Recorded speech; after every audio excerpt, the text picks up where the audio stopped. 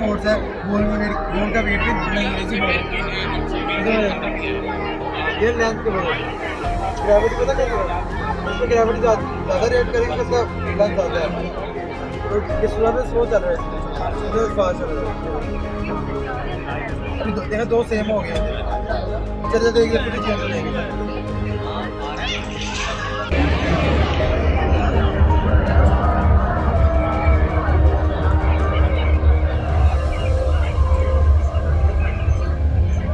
Model बनाया हुआ है एक्चुअल है।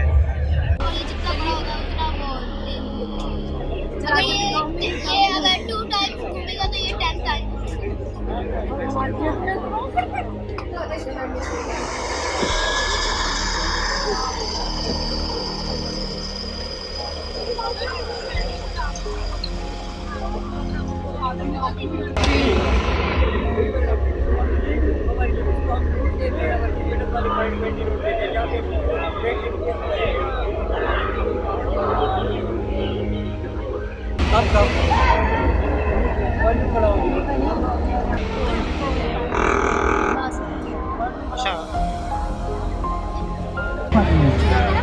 गर्म पानी है, ये पानी गर्म हो गया ना, ये पानी गर्म हो गया ना यहाँ से, ये बहुत ज़्यादा गर्म होता है।